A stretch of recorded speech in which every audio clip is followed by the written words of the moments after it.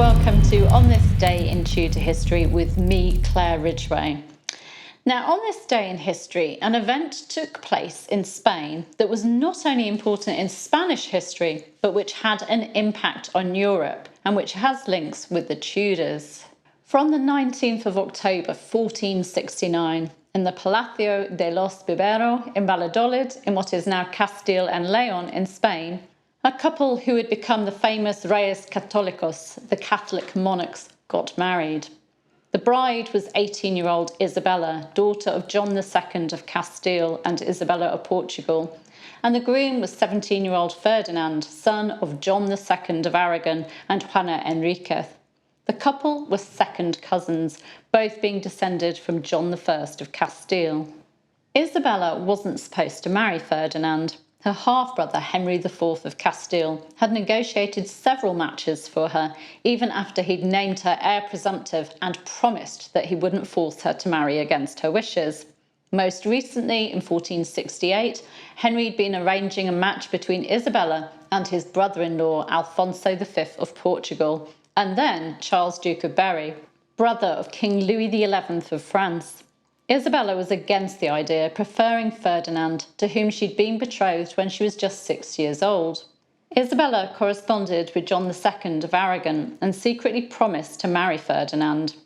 Cardinal Rodrigo de Borgia, the future Pope Alexander VI, helped the couple to obtain a dispensation from the Pope to cover the fact that they were related within the prohibited degrees of consanguinity. And then Isabella left court, pretending that she was going to visit her brother's tomb in Alvilà. Instead, she met up with Ferdinand, who'd disguised himself as a servant. They married on this day in 1469. Isabella became Queen Isabella I of Castile in 1474, following the death of her half-brother, and Ferdinand became King Ferdinand II of Aragon in 1479, following his father's death. Their marriage was an important one, for it united the powerful kingdoms of Aragon and Castile, a vast territory which comprised most of what is modern-day Spain. They didn't have things easy, though. Isabella had to deal with plots against her and war over the succession, but she remained queen and reigned until her death in November 1504. Ferdinand remarried in 1506, taking Germaine de Foix, niece of King Louis XII of France, as his wife. He died in January 1516. Here are a few more facts about this powerful European couple. They had 7 children, 5 of whom survived childhood.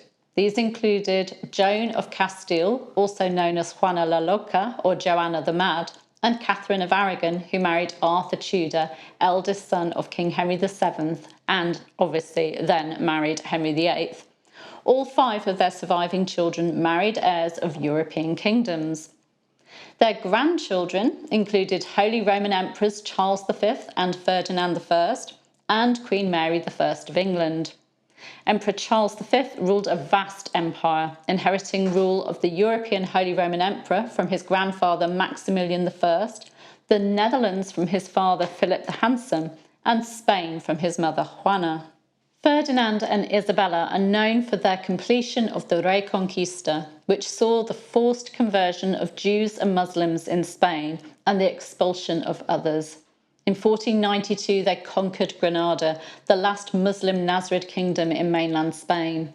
In recent times, the Spanish government has offered Spanish citizenship to Jews whose families were expelled in the 15th century, when they were given the choice to convert, leave, or die. Somewhere between 40,000 and 100,000 Jews are thought to have been expelled from Spain. The couple also founded the Spanish Inquisition, or the Tribunal of the Holy Office of the Inquisition, to give it its full name, in 1478. It sought to identify heretics and to regulate the faith of those converted from Judaism and Islam in their kingdoms. Pope Alexander VI gave Ferdinand and Isabella the title Los Reyes Católicos, the Catholic Monarchs, for their work against the Jews and Muslims. Ferdinand and Isabella sponsored the 1492 voyage of Christopher Columbus, or Cristobal Colon as he's known in Spain, which saw him discovering the New World and claiming it for Spain. The couple restored finances and made government and administrative reforms in their kingdoms.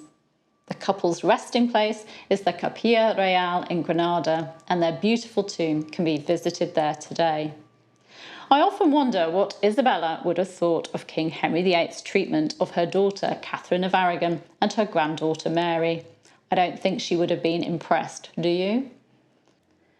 Tomorrow I'll be talking about a lady who served two of King Henry VIII's wives, was a countess twice over, and who's been confused with two other ladies with similar names. Subscribe to this channel by clicking round about there and hit the bell to be notified as videos go live so that you don't miss out on that talk. Also on this day in Tudor history, the 19th of October 1536, the Pilgrimage of Grace Rebellion in the north of England was well underway, and King Henry VIII had come to the decision that tough action was needed to put it down.